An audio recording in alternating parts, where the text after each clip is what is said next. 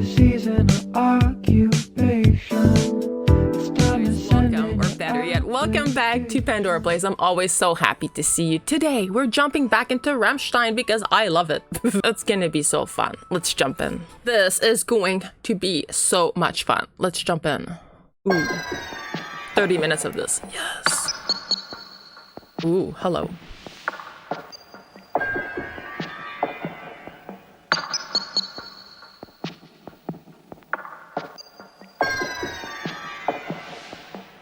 Thank you, Tim.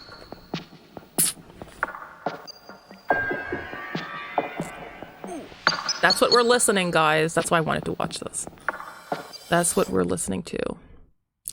Berlin, January 1994. 6 musicians from a band that would later become one of the most popular and worldwide recognized bands from Germany, Rammstein. Selling millions of albums and filling stadium after stadium, Rammstein climbed their way up with innovation and hard work. But how did it all begin? This is the story of Herzeleid. After creating a lot of demos and even winning the Metro Beat Song Contest in February 94, Rammstein got a record deal for 3 albums at Motor Music Hamburg that was arranged by their manager, Emanuel Fialik, who was recently acquired. Since they didn't have a producer, they invited Greg Hunter, who produced Killing Joke, to their rehearsals. But he often disappeared and the band found him afterwards sleeping on a couch. Disappointed, they continued their search, and in the end they chose Jakob Hellner to produce the album because they liked the sound of Clawfinger's album Deaf, Dumb, Blind. Since Hellner didn't want to leave Sweden, they recorded the drums in the Polar Studios, which were built by ABBA, and then produced the rest at Hellner's home studio. The recording session took 3 months, and after Hellner's take on mixing the album, Richard demanded a meeting since he was not happy with the sound. The label then contacted the Dutch mixing engineer Ronald Prent during his vacation in Greece, and he agreed to mix Herzeleid upon his return in the Chateau du Pape studios in Hamburg. After a lot of mixes and even one in a Bon Jovi style, Prent tried a more compressed and in-your-face mix with almost all plugins and modulations turned off, which lastly satisfied all band members. Richard said that Prent saved the album, but it would be very interesting how Hellner's mix would have sounded like. Herzeleid truly has a unique sound, especially for 1995. During the recording, they had the idea that the text line "Der Wahnsinn" should sound like it would come through a telephone. So supposedly one of the guys went to a subway station with only short pants, a white shirt and suspenders during winter and called the studio from a public phone booth, shouting the line in different variations when he noticed another man calling the police because a weird-looking guy was shouting German stuff into the phone. Oh my god. Before deciding to name the album Herzeleid, they also had Rammstein and Heirate mich in mind. What do you think? Would one of those have been a better fit? Write your opinion in the comments. Although 18 songs have been recorded, only 11 showed up on the final album.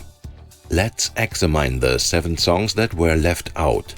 Jeder lacht. This unreleased song was recorded by the band in the Knack Club, where they also had their rehearsal room in the basement. 3 lines of the lyrics were later reused for Adios. Also, the first part of the guitar solo in this song bears resemblance to the solo in Adios. Schwarzes Glas. Another unreleased song of which different versions are floating around on the internet. Notable is the similarity to the main riff of Der Meister. Maybe that's why the song was discarded, since the riffs were sounding too similar. The song was played on the autumn leg of the 1996 Herzeleid tour, where it is known that it was performed on the gigs in Vienna and Magdeburg. This version had a different riff that was similar to the one in Eifersucht. It is speculated that the band was working on the song to release it on Sehnsucht, but also scrapped it in favor of Eifersucht. Hellner didn't include Schwarzes Glas on Herzeleid because it didn't have a proper chorus in his opinion. Wilder Wein. This song was released as a demo song on the Engel Fan Edition single. There's also a live version available, recorded during the 1998 Live aus Berlin show. Alter Mann. The song was reworked and then released on Sehnsucht. The original version sounded different and also had partially different lyrics. Sadist. Also known as Tier 1994 or Beast. This is another unreleased song and one of the first ones ever written by the band. It was only knowingly played 3 times. However, there is a live recording available, but the quality is pretty bad. There is also a remake by the band project Felspropheten, where you can hear it much better. Feuerräder. The song was released as a demo version alongside Wilder Wein on the Engel Fan Edition single.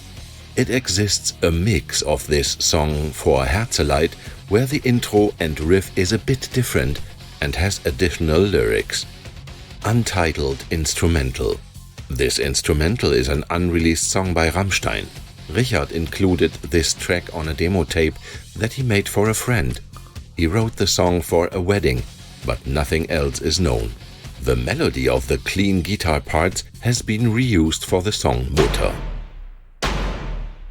Before the release of Herzeleid, all songs except Asche zu Asche have been performed live already. In fact, this was one of the last songs that was written for the album. Sadist, one of the recorded songs, was the working title for Tier, which appeared 2 years later on Sehnsucht. This song, however, was totally different regarding the lyrics and the music. The band must have been influenced a lot by the electronic club music, since the guitar riff of Weißes Fleisch is very similar to the song Tank by 100% Acidiferous.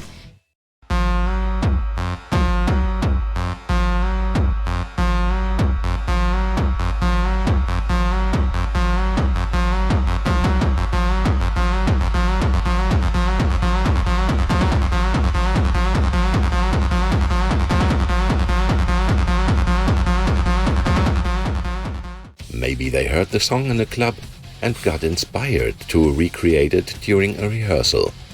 Before the release of Herzeleid in 1994 and 1995, they distributed demo tapes to promote the band and the release of Herzeleid. While most of them are known and publicly available on the internet, the first one is still out there, waiting to be found. It is rumored that this first demo contains the first ever version of Weißes Fleisch, with English lyrics. It also contains the song Tiefer gelegt, which could be an early version of Jeder lacht. The cover of the album was an idea by the band, but they later regretted their decision and called it the worst cover they possibly could have made. There also exists an alternative version that was mostly distributed in America, which looks more pleasant. But in retrospective, the original cover artwork was provocative and led to some negative publicity, but bad publicity is better than none. One magazine even said that Rammstein were portraying themselves as members of the master race. Flake referred to themselves as Goldbräuler, an East German slang for rotisserie chicken, and despises the thought of seeing themselves as men of the master race. In an interview, Paul stated that there is a reason why there is no name or instrument attached to the close-up shots of each band member in the booklet.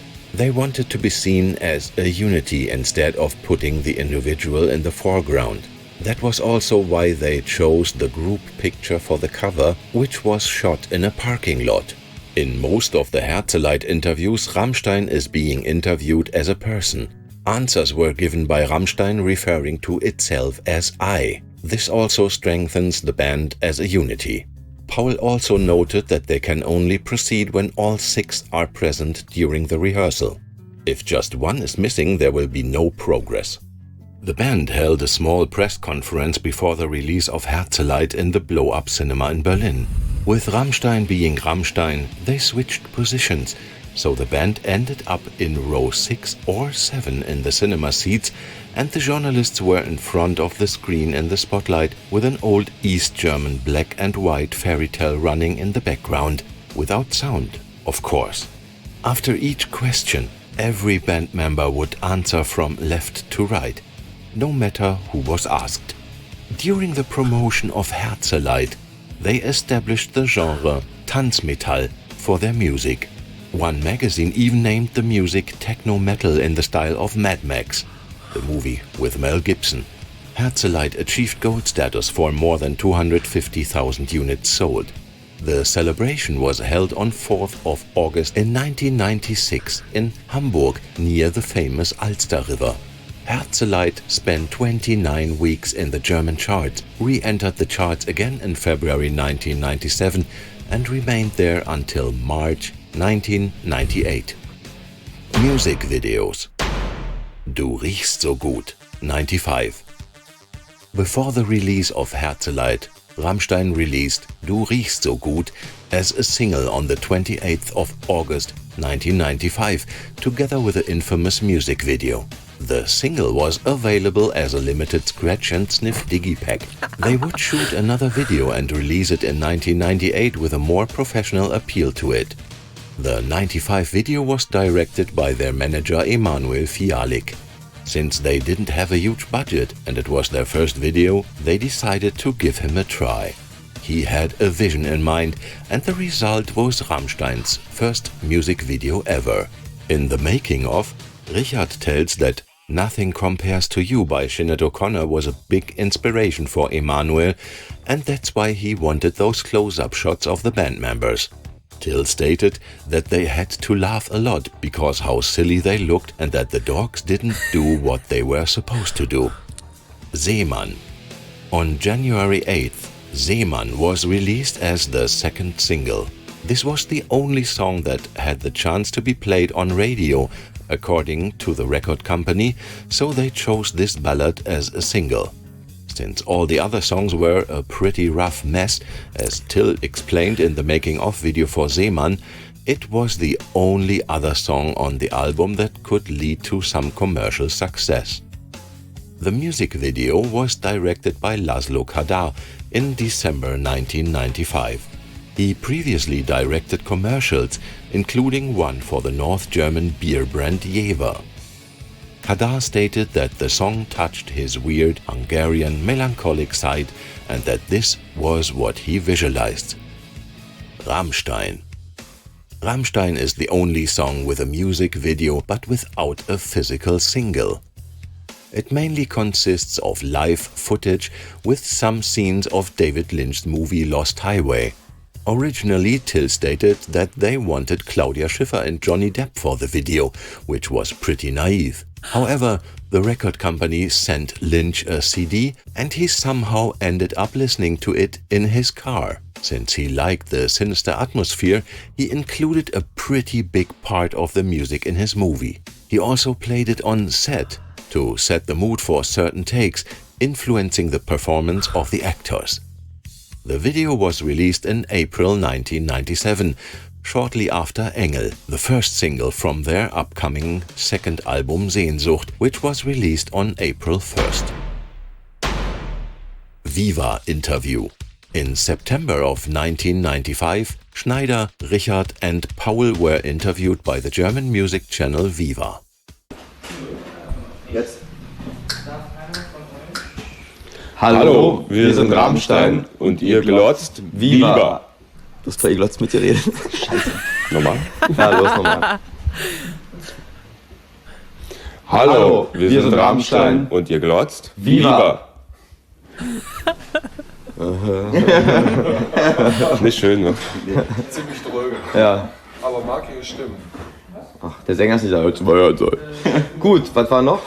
Weihnachten und neues Jahr, frohe Ostern, Jahreswechsel 2000, Führerscheinprüfung, was auch immer, also Weihnachten, Neujahr. Ach, so drauf sind wir noch nicht, ey. Nee. Ja, also wenn ihr nicht wollt, müsst ihr nicht. Ja. Wenn Fällt dir was ein? wir gut wären, könnte man ja immer sehen, das Video ist nicht gut. Das ist noch nicht mal das, war gut eben. Nee. Mehr so die sind noch nicht so locker. wir sind nicht die Fernsehgewandten, wir sind so ein bisschen mehr einfach gestrickt, musst du wissen. Wie geht man eigentlich so als einfach gestrickter Mensch um mit so Fernsehprofis? Ich meine, die sind ja auch alles ziemliche Drecksäue. Die wollen sich ja alle über den Tisch ziehen, wollen sich alle irgendwie Worte in den Mund legen, die Aussagen verdrehen.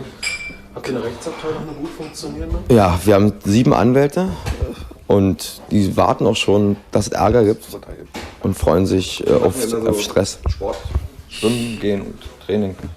Also ihr könntet euch zur Not dann auch selber helfen in solchen Situationen. Nehmen wir die Kamera einfach weg. Unser Sänger isst dann immer die Videokassetten, wenn es scheiße wird. Auch eine schöne Idee. Was habt ihr sonst noch für Sicherheitsvorkehrungen getroffen, damit euch die Horden von wilden Fans nach den Konzerten nicht die Klamotten vom Leib reißen? Viele Kinder gemacht. Kinder, das ist ja momentan in der heutigen Popmusik ein sehr heikles Thema, wenn man so auf Michael Jackson mal abzielt, ne? Nee, wir haben selber Kinder, wir brauchen jetzt keine Ficken. Wie alt sind sie, die Kinder? Ach, das ist unterschiedlich, ganz in allen, von 30 bis 3. Oh, das geht. Alles war. Also, wer hat von euch das älteste Kind? Das ist der Sänger. Der hat 4, 5 Kinder, ne? Und das älteste ist 12. 16. 12. Ist auch egal, wie alt das Kind war. Ich find's Das nicht. war Rammstein 2 werden?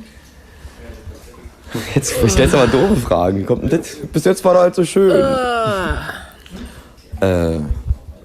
Und nicht, ich stell mal eine andere Frage. Nächste Frage. Wie wär's denn mit einer Weihnachtszeit? Ja, wir wünschen euch ein schönes neues Weihnachten und ein gesundes neues Jahr und Ostern und das zur Fahrerlaubnis nochmal zurückzukommen. Auch viel Spaß. Ja, ist Quatsch. Lassen wir das dann wieder Weihnachtszeit. Vielleicht in einem Jahr. Wir könnten auch Wir können ja auch Tannenbaum vorsingen. Ah, nee, bitte nicht. wir könnten frohes Weihnachtsfest sagen. Das ist Bullshit. Das ist Quatsch. Wir sind nicht so die Klons. Eigentlich dürfen wir eigentlich so lustig sein. Wir müssten ein bisschen gesetzter sein. Eigentlich müssen wir so da. Ja. Ja, nein, nein. Macht das denn, jetzt mal so ganz privat gefragt, auch wenn dieses Rotlicht da noch läuft, macht euch das überhaupt Spaß, so diese ganze Medientour? Das war auch eine ziemliche Ochsentour jetzt vor euch. Nervt. Wir wollten eigentlich gar kein Interview. Wir wollten ursprünglich keine Interviews geben. Aber der hat die Plattfirma gesagt, nein. Es ist ja auch eine Menge Zeit, die da drauf geht, die man echt für die Journalisten aufhört, die man ja vielleicht sinnvoller verwendet. Nee, das ist egal. Wir wissen ja, dass wir als Newcomer, uns kennt niemand. Niemand kennt uns. Wir wollen ja auch. Wir wollen, dass uns jemand kennt. Insofern müssen wir einfach den ein bisschen den Stress mitmachen. Wir wissen das. Wir haben uns von vornherein darauf eingelassen. Insofern können wir damit leben. Ich sehe das ja mehr so als Kurs für Rhetorik. Freies Reden lernen. Ja, mit Erfolg. Wir konnten gar nicht reden am Anfang. Mittlerweile. Geht schon. Aber sich im Bock habt oder nicht? Nee, wir wollten eigentlich nur Musik machen. Wir wollten nicht rumsappeln. Werdet ihr irgendwann auch mal sagen, okay, wir haben einen Punkt erreicht. Ja. Also, Interviews wirklich lieb gemeint, aber nicht mehr, ist nicht mehr nötig. Ja, wenn es irgendwann mal geht, ja. Also es fällt uns schwer, so irgendwie ein bisschen relaxed und cool was zu sagen, was nicht doof ist.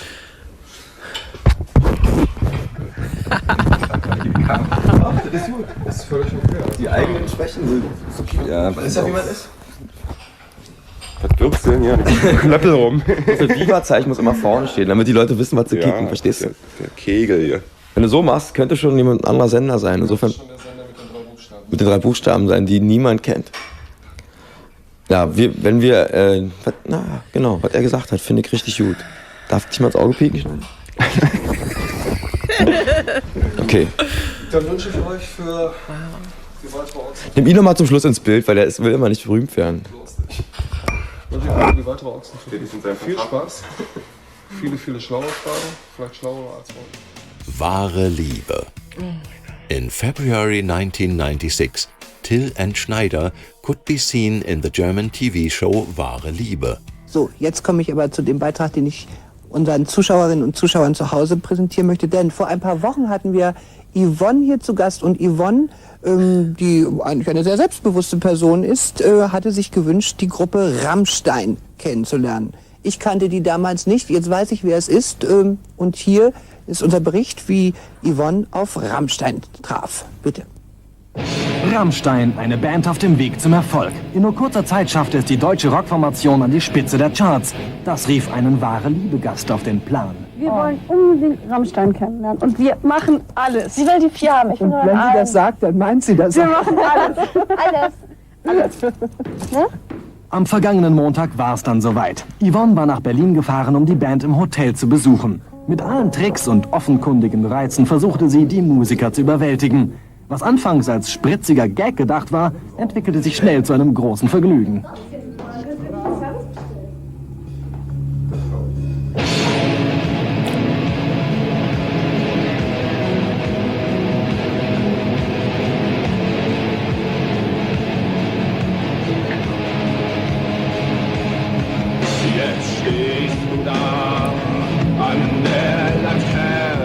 Stars und Groupies, in der Musikbranche ein bekanntes Phänomen. Doch machen Ruhm und Erfolg sexy? Ich denke, dass ein Bankkonto ab einer gewissen Größe ein kleines Glied ersetzen kann. Aber ansonsten, glaube ich, macht nicht so erotisch und erfolgreich und anziehend wie die Liebe. Die wollen dich einfach kennenlernen, weil du Musiker bist, weil du auf der Bühne stehst und vielleicht in ihren Augen so ein Star bist. Und damit kannst du aber nicht anfangen. Das ist nicht ehrlich. Also, das ist nicht ehrlich verdiente, also sagen wir mal, ehrlich verdientes Kennenlernen. Der Erfindungsreichtum der Fans kennt oftmals keine Grenzen, wenn sie ihre Stars kennenlernen wollen. So hatte sich Yvonne ausgemalt, den Sänger der Band unter der Dusche zu überraschen.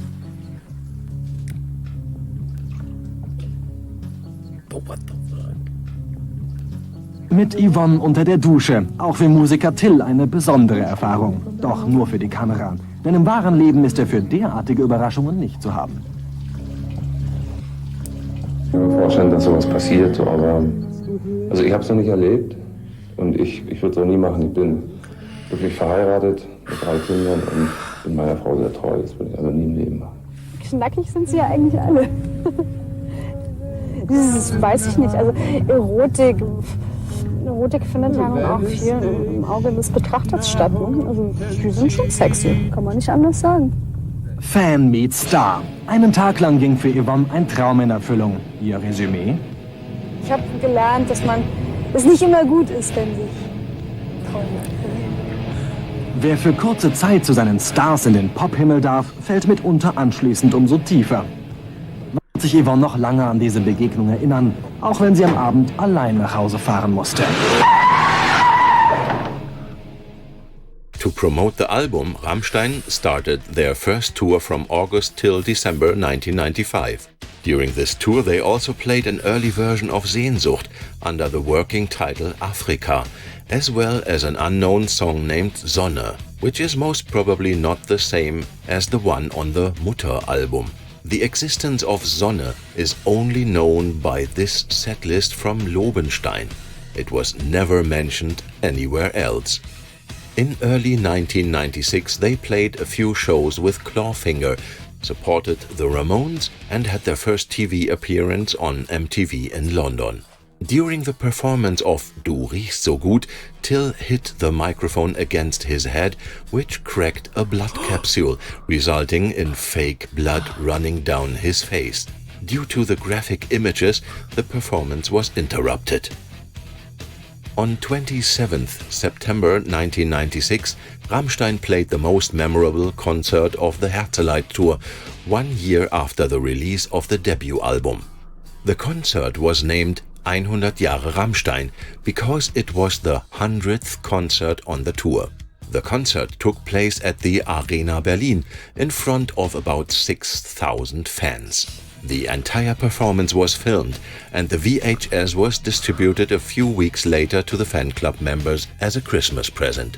During Heirate mich, the burning Rammstein steel frame fell in front of the stage. 4 people were slightly injured and 1 unlucky person was even sent to hospital for a few days. On 2nd of May 1996, Rammstein played their first ever show in Hong Kong to represent their label Motor at a showcase event. The Breakout magazine even took it as the title story of the June-July issue 1996. During the event, Rammstein performed the songs Rammstein, Du riechst so gut and Seemann. In the interview they said that it was a great experience, although they mostly just ate crispy duck, since everything else looked weird to them.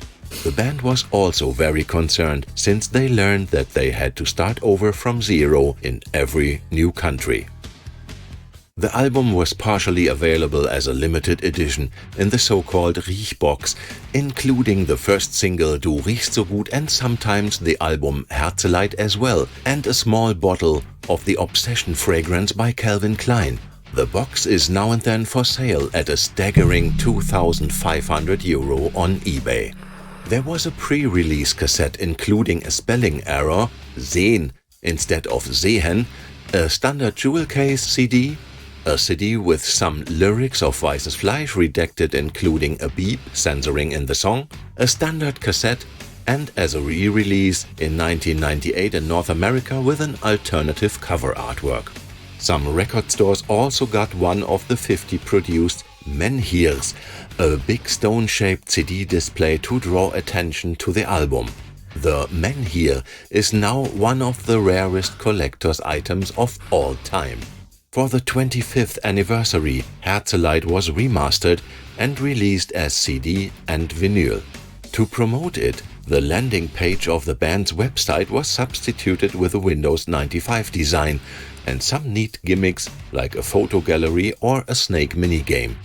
The site is still available, you can find the link in the description. Paul also donated one of his Herzeleid awards to be auctioned for charity.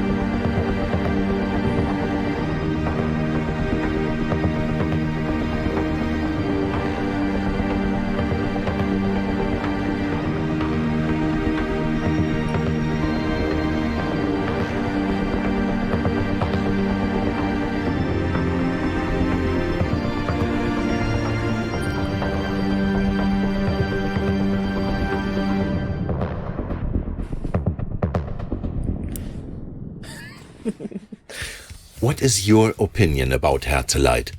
Feel free to write your thoughts in the comments. Thank you for watching. If you want to dive in the ridiculous world of Rammstein bootlegs, just click the video on the right. If you want to know some more Rammstein trivia, then check out the Iceberg series on the left. Please like and subscribe. You also can support me on Patreon, where you get early access, uncensored videos and exclusive content. Auf Wiedersehen. How amazing was that documentary? Tim, you're a star. You're amazing. You're great. I absolutely loved it. These guys are funny. They must be so funny when they're just among themselves and having a good time. They're hilarious and so incredibly smart. You can tell. Also, Till is a great guy. He's a great guy, right? Like, he loves his wife and he knows how to keep everything at a distance because he has a great family, his kids. But man, what a great documentary. It makes me even more excited to continue our journey of song by song from that album. It's amazing. And there were no real spoilers either for the rest of the remaining songs. I loved it. And I shall see you at the next jam session or whatever video you want to watch. Bye, guys. Pick your season of art.